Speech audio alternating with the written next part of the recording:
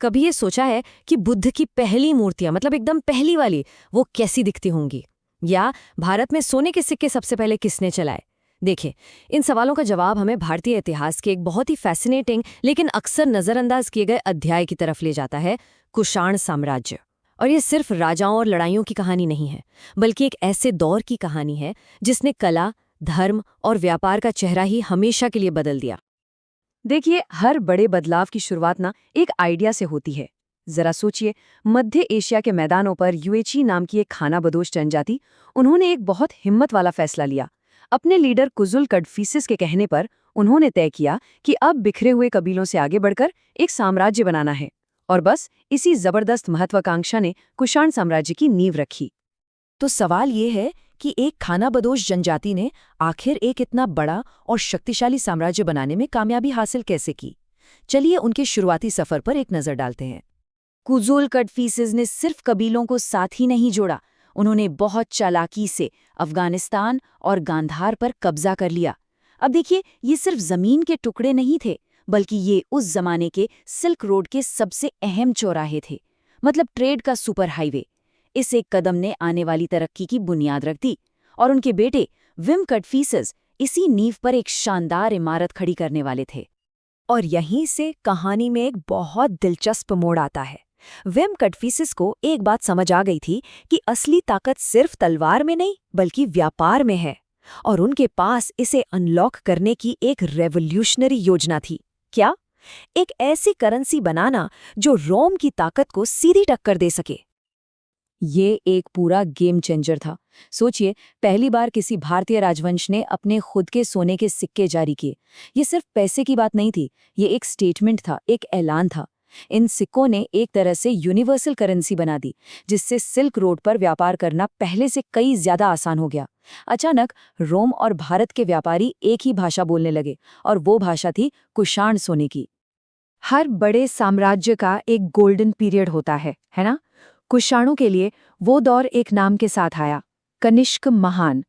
उन्हीं के शासन में ये साम्राज्य सही मायनों में अपनी बुलंदियों पर पहुंचा। कनिष्क की विरासत का शायद सबसे टिकाऊ प्रतीक तो खुद समय है। 78 ईस्वी में उन्होंने शक संवत की शुरुआत की। ये सोचना भी कमाल का लगता है कि लगभग 2000 साल बाद भी यही कैलेंडर आज भी भारत के राष्ट्रीय पंचांग का हिस्सा है। ये हमें सीधे उस इतिहास से जोड़ता है। कनिष्क ने अपने साम्राज्य को दो बहुत ही स्ट्रेटेजिक राजधानियों से चलाया।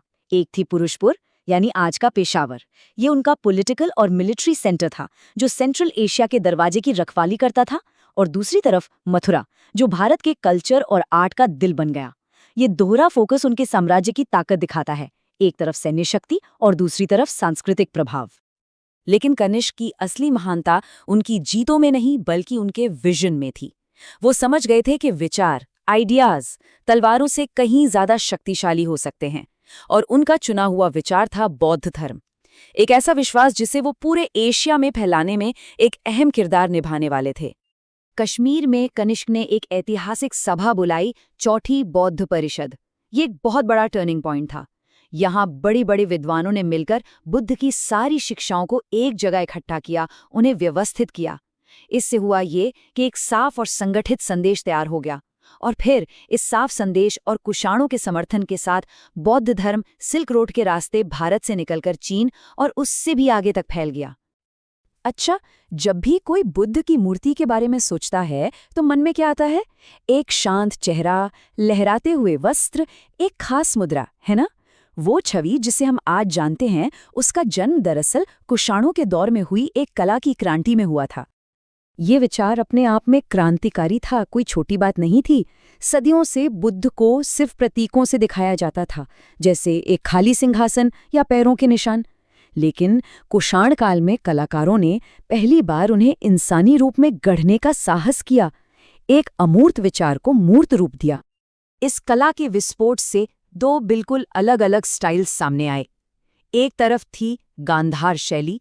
इस पर ग्रीक और रोमन आर्ट का असर था, जिसमें बुद्ध का चित्रण बहुत यथार्थवादी था, लगभग एक ग्रीक दार्शनिक की तरह। और दूसरी तरफ थी मथुरा शैली। ये पूरी तरह से भारतीय परंपरा में डूबी हुई थी, जिसमें बाहरी सुंदरता से ज्यादा अंदर की आध्यात्मिकता पर जोर था। ये पूरब और पश्चिम का एक अद्भुत संगम था जिसने आज तक बौद्ध कला को आकार दिया है। कहते हैं ना, हर स्वर्ण युग का अंत होता है, लेकिन जब एक साम्राज्य गिरता है तो क्या होता है? कुषाणों के मामले में उनकी राजनीतिक शक्ति भले ही खत्म हो गई, लेकिन उनका प्रभाव वो तो असल में अब शुरू ही हुआ था। अंतिम महान कुषाण शासक वासुदेव के समय तक साम्राज्य में दरारें दिखने लगी थीं। अंदरूनी संघर्ष और बाहरी ताकतों के दबाव में वो विशाल साम्राज्य धीरे धीरे बिखर गया, और इससे भारत में एक नई शक्ति, गुप्त साम्राज्य के उदय का रास्ता भी साफ हो गया। और यहाँ असली बात आती है। राजवंश तो चले गए, लेकिन उनकी विरासत पत्थर और सोने में हमेशा के लिए दर्ज हो गई। उनका प्रभाव सीमाओं और सदियों से कहीं आगे निकल गया। तो कुषाणों ने आखिर पीछे क्या छोड़ा? उन्होंने सोने के सिक्कों से दुनिया को जोड़ा। उन्होंने हमें बुद्ध की वो छवियां दी जो आज भी हमारे साथ हैं। उन्होंने बौद्ध धर्म को एक ग्लोबल धर्म बनाने में मदद की, और उन्होंने हमें समय को नापने का एक ऐसा तरीका दिया जो आज भी कायम है।